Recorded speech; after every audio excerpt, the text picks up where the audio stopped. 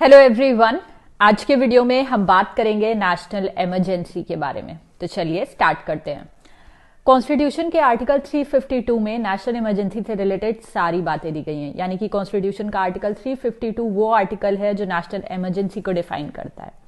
ठीक है, अब बात ये आती है कि नेशनल इमरजेंसी कौन कौन से ग्राउंड्स पे लगाई जा सकती है। तो देखो, ओरिजिनल कॉन्स्टिट्यूशन जो था उसमें नेशनल इमरजेंसी से रिलेटेड जो ग्राउंड्स थे वो थे वॉर, एक्सटर्नल एग्रेशन या फिर इंटरनल डिस्टर्बेंस। लेकिन 44th कॉन्स्टिट्यूशनल अमेंडमेंट एक्ट 1978 में जो वर्ड है इंटरनल डिस्टर्बेंस, इसको हटा के इसकी जगह क्या कर दिया गया, आर्म्ड रिबेलियन। तो याद रहे, आज की डेट में इंटरनल डिस्टर्बेंस के बेसिस पर नहीं, आर्म्ड रिबेलियन के बेसिस पर नेशनल इमरजेंसी लगाई जा सकती है। बात यह आती है कि नेशनल इमरजेंसी कौन लगाता है, कैसे लगती है, क्या पीरियड होता है। चलिए सारी बातें जानते हैं। देखो, नेशनल इमरजेंसी लगाने की पावर किसके पास है, प्रेसिडेंट, यानी कि president of India national emergency proclaim कर सकते हैं। लेकिन क्या ये प्रेसिडेंट ऑफ इंडिया की डिस्क्रिशनरी पावर है, क्या वो अपने आप से कर सकते हैं? तो ऐसी बात नहीं है।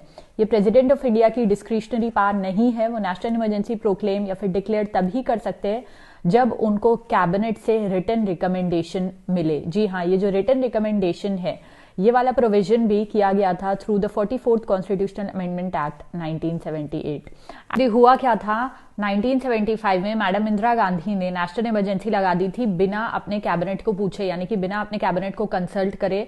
जो इंदिरा गांधी जो कि प्राइम मिनिस्टर थी, उन्होंने प्रेसिडेंट को बोल के नेशनल इमरजेंसी लगवा दी थी। इसी चीज को रेक्टिफाई करने के लिए 44th कॉन्स्टिट्यूशनल अमेंडमेंट एक्ट में ये चीज डाली गई थी कि नहीं, सिर्फ जब प्रेसिडेंट को रिटन रिकमेंडेशन मिलेगी कैबिनेट की, तभी वो नेशनल इमरजेंसी डिक्लेयर कर सकते हैं।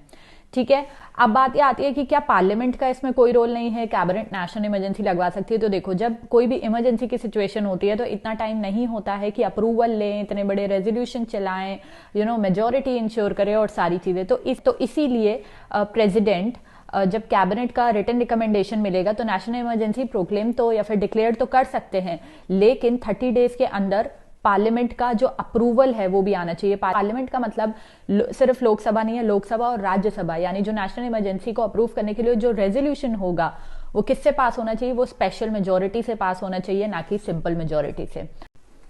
और मैं आपको ये भी बता दूं कि ये जो पार्लियामेंट्री अप्रूवल 30 डेज के अंदर आता है, ये ओरिजिनल कॉन्स्टिट्यूशन में 2 मंथ था, लेकिन 44th कॉन्स्टिट्यूशन अमेंडमेंट एक्ट में इसको नेशनल इमरजेंसी के लिए 2 मंथ से हटा के 30 डेज लिख दिया गया। तो एक बार अगर नेशनल इमरजेंसी लग जाती है तो वो 6 मंथ्स के लिए रहती है।